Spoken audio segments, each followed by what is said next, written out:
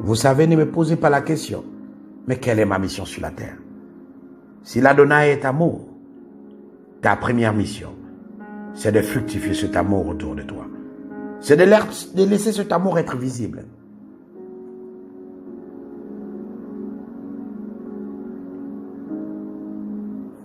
Tu dois servir Dieu. Tu dois servir l'Adonai à travers l'humanité. Tu ne dois pas te servir toi-même. Lorsque tu arriveras à commencer à te sacrifier personnellement, en ce moment, l'Adonai se manifestera à toi. Je te l'ai dit. Regarde-toi. Tu repousses à demain ce que tu peux faire aujourd'hui. Tu as demandé à Dieu de te bénir, il te bénit, mais tu es incapable de lui donner 10% de ce qu'il t'a donné. Même consacrer ton enfant à l'Adonai, il est difficile. Dieu t'a créé premièrement pour être un serviteur de l'amour, comme Matthieu 25 le dit. Pas pour te servir toi-même, mais il te sera difficile de commencer à servir l'amour si toi-même, avec ton salaire, tu ne t'occupes que de toi-même et de ta famille et tu ne penses point aux pauvres. Si le désir de ton cœur c'est de servir toi-même, tes enfants et ta famille, acheter des grosses voitures, des grandes maisons, sache que cela ne vient pas de l'Adonai.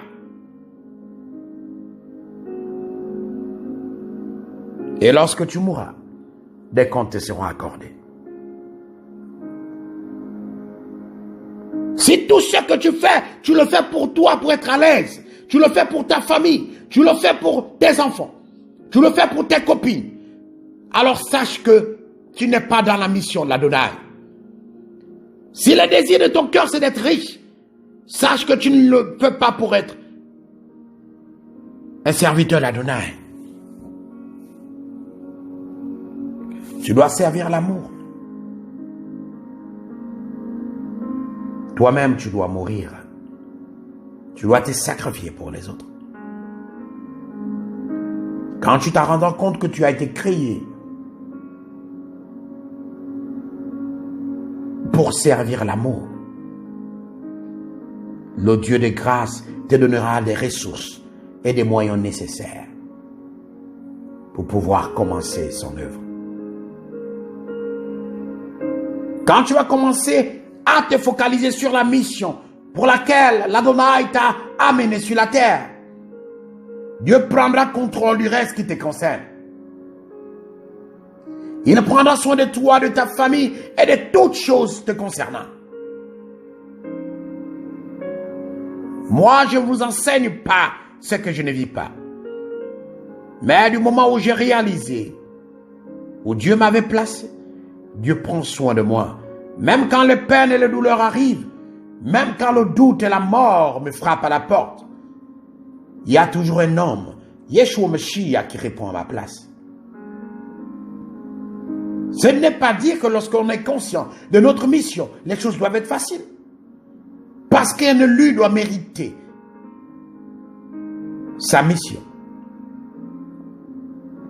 Quand tu prends conscience de ta mission sur la terre, comme un oint devant la face de l'Adonai, parce que l'Adonai t'a créé. L'Adonai va mobiliser toute la terre, tout le ciel, toutes les ressources nécessaires pour toi, pour que tu accomplisses cela, parce que tu deviens son ambassadeur. Mais il y a des petites choses que tu négliges. Tu n'es pas capable de faire un petit sacrifice. Tu penses d'abord à toi. Si je donne cela, je vais manger quoi? Tu verras que lorsque tu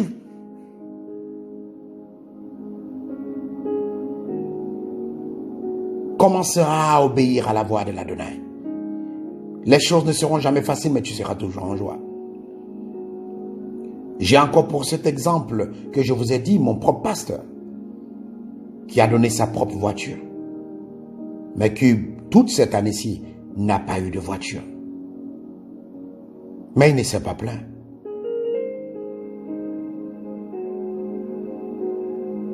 Faire c'est pourquoi tu es créé, c'est-à-dire répandre l'amour, servir l'amour, te donne la joie, te donne la capacité d'accomplir des choses que tu n'imagines pas.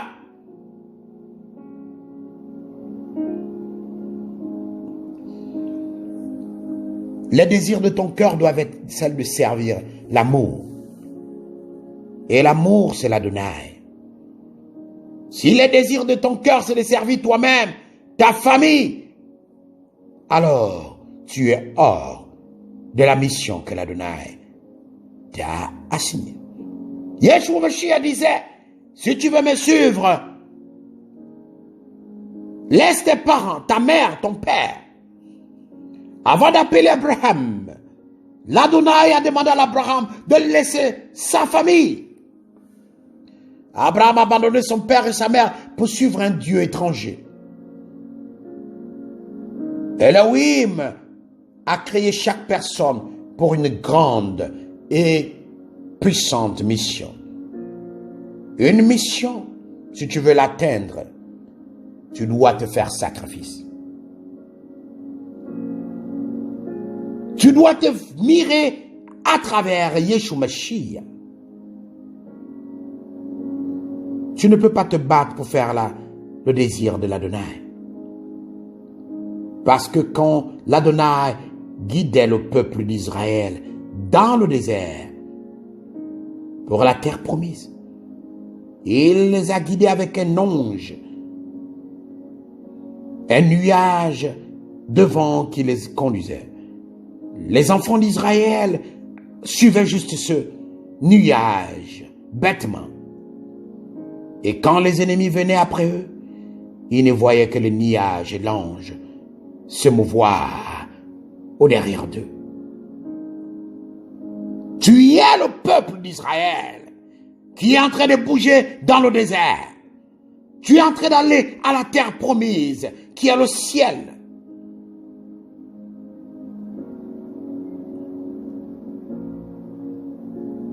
J'ai une question pour toi. Honores-tu ton père et ta mère? Lorsque tu fais ce pourquoi tu as été créé, l'ange de l'Adonai et ce nuage merveilleux sont avec toi et marchent avec toi. Et ils créeront un chemin devant toi. L'Adonai est toujours devant toi. Et il créera un chemin là où il n'y a pas de chemin. Il te fera atteindre là où tes capacités intellectuelles, physiques et psychologiques ne peuvent point t'amener. Il le fera diviser la mer en deux pour te laisser passer. Et les signes et les miracles seront ta vie. Oui, il est temps que tu fasses une rétrospective de ta vie. Arrête-toi et réfléchis. Réfléchis. Pourquoi vis-tu sur la terre? Es-tu conscient de ta mission sur la terre? Es-tu conscient de ta vie? Janvier est en train d'arriver. Tu es toujours le même. Même chaussures, mêmes habits, même vie. Rien n'a changé en toi. Tu es toujours là en train de te plaindre, mais tu ne te poses pas de questions intérieures. Tu ne te remets pas en cause. Tu ne te demandes pas, est-ce que c'est pas moi le problème? Avant, on peut dire, tu étais dans la confusion parce que tu appelais un faux nom, Jésus-Christ, un nom de la malédiction. Tu appelais l'esprit d'erreur, Holy Ghost. Maintenant que tu as la vérité, tu connais Yeshua Mashiach, tu connais Rock Elohim, Rock Kadosh.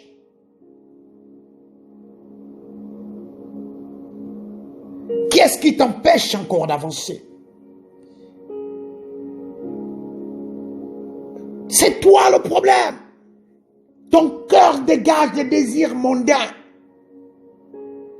Tu viens vers l'Adonai parce que tu t'attends à quelque chose de bon.